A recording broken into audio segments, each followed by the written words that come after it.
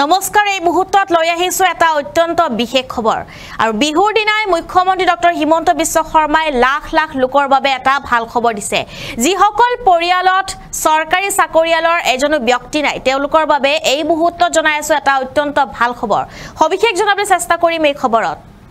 মুখ্যমন্ত্ৰী ডক্টৰ হিমন্ত বিশ্ব শৰ্মাৰ এক বৃহৎ ঘোষণা বৃহৎ মন্তব্য কৰিছে মুখ্যমন্ত্ৰী গৰাকী আৰু আজি বিহুৰ দিনাই এক ভাল খবৰ দিছে মুখ্যমন্ত্ৰী গৰাকীয়ে লাখ লাখ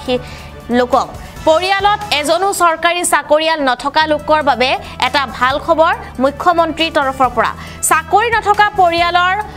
লৰাজনক 10 নম্বৰ বেছিকৈ দিয়া হ'ব বুলি উল্লেখ কৰিছে মুখ্যমন্ত্ৰীয়ে যিসকল পৰিয়ালত চাকৰি কৰা ব্যক্তি নাই তেওঁলোকৰ এজন লৰাক 10 নম্বৰকৈ দিয়া হ'ব আৰু প্ৰত্যেকটো পৰিয়ালতে যেহেতু এতিয়া থাকিব চৰকাৰী চাকৰিয়াল সকলোৰে আৰ্থিক সবলীকৰণৰ বাবে এই সিদ্ধান্ত অসম চৰকাৰৰ আমি জনাই আছো এই মুহূৰ্তত এটা বিশেষ খবৰ যিসকলৰ পৰিয়ালত এজনো চৰকাৰী চাকৰিয়াল নাই তেওঁলোকৰ বাবে বিহুৰ দিনাখনে মুখ্যমন্ত্ৰীৰ এক বৃহৎ ঘোষণা কৰা হৈছে মুখ্যমন্ত্ৰী ডক্টৰ হিমন্ত বিশ্ব শৰ্মাৰ বৃহৎ মন্তব্য পৰিয়ালত এজনো চৰকাৰী চাকৰিয়াল নথকা লোকৰ বাবে ভাল খবৰ চাকৰি নথকা পৰিয়ালৰ লৰাজনক 10 নম্বৰ বেছিকৈ দিয়া হ'ব চাকৰি নথকা পৰিয়ালৰ এজন পৰীক্ষাৰ্থীক দিয়া হ'ব 10 নম্বৰকৈ বেছিকৈ দিয়া হ'ব আৰু সকলোৰে আৰ্থিক সবলীকৰণৰ বাবে এই সিদ্ধান্ত এতিয়া গ্ৰহণ কৰিছে অসম চৰকাৰে প্ৰত্যেকটো পৰিয়ালতে এতিয়া থাকিব চৰকাৰী চাকৰিয়াল যেহেতু চৰকাৰী চাকৰি যেহেতু লাভ কৰিছে এখন ঘৰতে যেহেতু 2-3 জনে লাভ কৰিছে আৰু তাৰে পৰিপ্ৰেক্ষিতত এবাৰ মুখ্যমন্ত্ৰী ডক্টৰ হিমন্ত বিশ্ব শৰ্মাই এক বৃহৎ সিদ্ধান্ত গ্ৰহণ কৰিছে কিয়নো সকলোৱে আৰ্থিক সবলীকৰণৰ বাবে সকলোৰে যাতে আৰ্থিক অৱস্থা ভাল হয় আৰ্থিক দুৰৱস্থা তেওঁলোকৰ যাতে গুচি যায় তাৰ বাবে তেওঁলোকে এই সিদ্ধান্ত গ্ৰহণ কৰিছে অসম চৰকাৰে এই সিদ্ধান্ত গ্ৰহণ কৰিছে চাকৰি নথকা পৰিয়ালৰ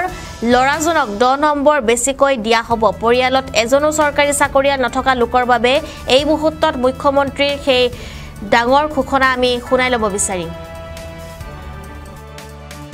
নম্বৰ বেছিক যোৱাবাৰ যেতিয়া আমি 1 লাখ চাকৰি দিলো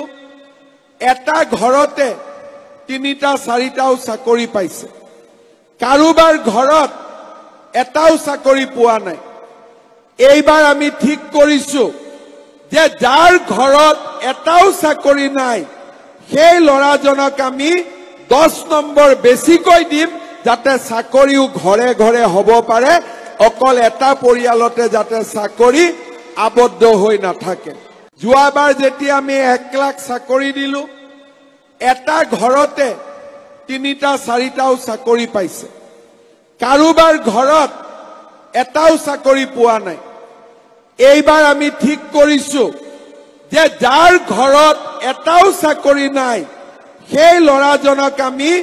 10 নম্বৰ বেছিকৈ দিম যাতে চাকৰিও ঘৰে ঘৰে হ'ব পাৰে